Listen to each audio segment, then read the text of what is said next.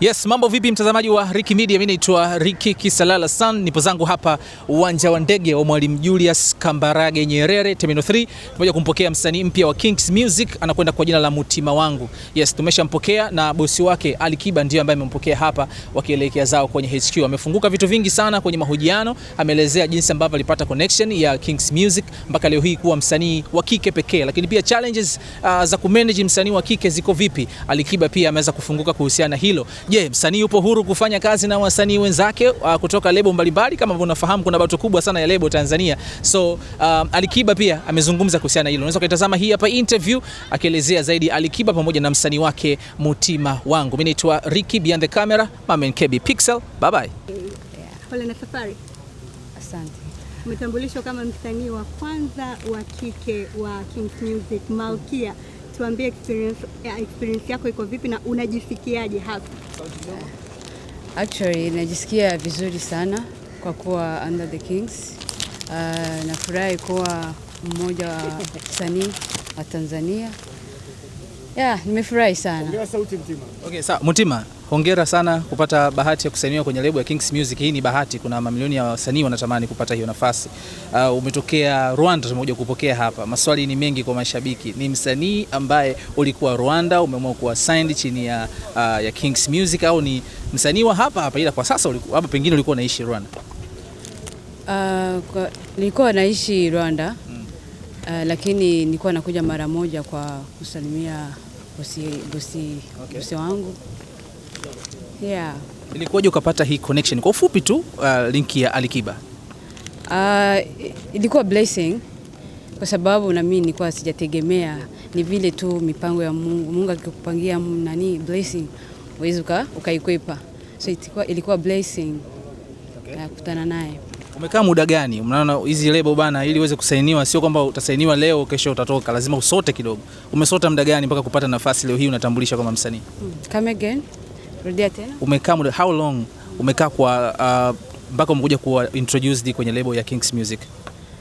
Ni muda sana. Nilikaa muda sana, siwezi kusema miaka 4. Okay. Ilikuwa miaka 4. Nikisikiliza accent yako inanipa jibu kwamba inawezekana Kiswahili kidogo kinapiga chenga. Ngoma umeachia King'ang'anizi, right? Kiswahili najua, ni kwamba maybe accent yako kwa sababu ni mara ya kwanza ndo bado sijazoea, lakini kidogo nitazoea. Kutwist kwenye aina ya muziki ambao unaufanya Bongo Flava, how was it hard? Actually mimi ni msanii ambaye mimi ni mwimbaji. Sasa hamna kitu ambaye kinaweza kianishinda zaidi ni kuimba. Kila mtu anaimba, hata Kichina tunaimba. So Kiswahili ni rahisi sana kuimba. Okay. Challenge gani ambayo unakutana nayo ndani ya Kings Music ukizingatia wale kuzunguka ni wasanii wote wa kiume? Unaweza vipi kushare hiyo bond, kihisia, kila kitu? Challenge ni upendo, sababu walinionyesha upendo ambaye sijategemea jinsi walivyonitreat. Nimefurahi sana tena sana. Unaonaje reaction ya mashabiki sasa kupitia social media baada ya kuwa introduce na kuachia project yako kwanza? Kama msanii naweza ngakutana na mtu ambaye ananipenda, mwingine asinipende. Hizo zote ni challenge ambaye kama mimi msanii naweza ngakutana nazo. So ni kujipanga na kujaribu kufanya kazi yangu vizuri. Okay. Umejisikiaje mpaka sasa hivi ulivyokuwa release nyimbo yako? Yaani mapokezi, watu wamekupokeaje? Maybe umesoma comments, maybe umeonaje jinsi ulivyokuwa release nyimbo yako ya kwanza? Sio ya kwanza, lakini Kings Music label, Kings Music Africa, wewe ni msanii wa kwanza, lakini nyimbo yako imetoka international, watu wameweza kuisikia. So umeonaje hiyo reaction kwa watu? Watu wamekupokeaje?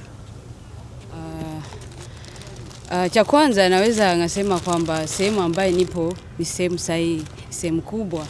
Kusema kwamba watu wamenipenda au wamenikubali ni kwa sababu ni Kings. Pia na kuongeza kitu kizuri ni kwamba umechukua msanii ambaye anaimba. Msanii anaimba. Okay. Sasa hiyo vitu vimekutana, vimejenga kitu kikubwa sana. Sasa ndio maana nimekubaliwa. Sasa tunaweza kuzungumza na Ali kidogo? No problem. Okay. Boss kutoka Kings Music na leo hii umeintroduce msanii wako rasmi, tunazungumza naye na waandishi wa habari hapa kwa mara ya kwanza kabisa. Atavumilia kidogo production zetu. Hongera sana Ali kwa hilo, kwa sababu ni hatua kubwa, na 2026 imekuwa ni bahati na nyota mpya kwa binti huyu. Uamuzi wa kumsaini msichana ilikuwaje? Unajua challenges wengi wamekuwa kilalamika, kuna challenge kubwa sana kuweza kumanage msanii wa kike. Lakini pia umejipangaje na hizo challenges ambazo pengine utakutana nazo kwa mbele? Yeah, ni kweli worldwide inajulikana hiyo kwamba msanii wa kike ana challenge kubwa kuliko msanii wa kiume kwa sababu ya hali yao ya kike. Umeelewa? Ni inahitaji umakini sana na muda ili aweze kuswallow ile hali, conditions za jinsi ya kuact na nini, jinsi ya kufanya kazi kama msanii wa kike, kwa sababu vitu vingi vinatokea katika career ya msanii wa kike. Mahusiano, hali ya kike pia, lakini vile vile mood swinging nini na nini hizo, na kujiweka. Mwanamke anajiangalia zaidi ya, sijui niseme mara ngapi, umeelewa? Sisi tunaweza tukatoka tukachana nywele tukavaa tukaoga, pengine hata tusioge tukatoka, lakini mwanamke ni lazima awe proper na nini, hakikishe kwamba yuko sawa. So kuna ile hali pia ya kuwa katika mahusiano, labda mtu wake unanielewa, kuna vitu vingi vinatokea katika kwa management au nini, labels huwa zinaangalia sana na kwa makini sana na msanii. Ndio maana inahitajika muda kidogo aweze kuswitch, kuelewa, kuendana na hiyo hali ya kuweza kujiweka sawa, akiwa anaitwa kama sehemu kama hizi, anakwenda kwenye shows. Unaweza ukamhitaji msanii wa kike labda leo hayuko katika hali yake, umeelewa? So ni vitu vingi sana, ndio maana unaona kama amechukua muda kidogo. Amejifunza pia Kiswahili, amejifunza pia skills na nini, vitu vingi. Usione tu amefika leo hapa, lakini kama alivyosema amechukua muda. Alikuwa anakuja, anakaa miezi, tunakuwa naye, tunamuonesha jinsi gani kazi tunafanya. Amejifunza vitu vingi kiukweli. Ali hapo umesema kwamba amejifunza Kiswahili, alikuwa anakuja anakaa.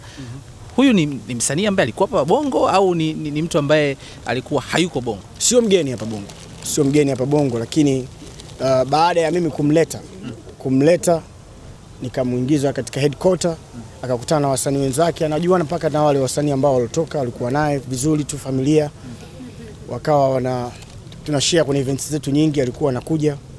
So yeah, nadhani yani sio kwamba mgeni hapa sana. Ali, una miaka zaidi ya 20 kwenye game, right? Umekutana na wasanii wengi sana wa kike wa hapa Tanzania, wa nyumbani kabisa, wale ambao wako kila siku, brother tusaidie, brother tunaomba collab, brother nini, hawajatoka bado. Why? Kitu gani special umekiona kwa Mutima ukasema kwamba okay, acha nimchukue huyu binti, niwaache hawa nyuma wengine ambao pengine walikuwa wananiomba muda mwingi sana kuwa katika lebo ya Kings Music? Ni kipaji chake tu. Kipaji chake na kipaji kikubwa ambacho nilikiona, na she has a very unique tone, unique voice, na pia muonekano wake. Kwa hiyo nimeona kwamba haitokuwa kazi sana kumuuza, kwa sababu anachotakiwa ni kudeliver tu muziki mzuri, na hakuwa na mipaka yoyote. Unajua kipaji unapokiona kokote kile unachukua, umeelewa? Hapa sidhani kama kuna kitu labda kinaweza kikawa kimeonyesha kwamba sijataka kuchukua msanii kutoka Tanzania. Hapana, wapo wasanii wengi wazuri, lakini yeye amebahatika naweza kumtoa Rwanda, Kigali, nikamleta mpaka hapa. It means kwamba nataka kushare talent yake kwa watu waweze kuona na waweze kumpa nafasi. Okay.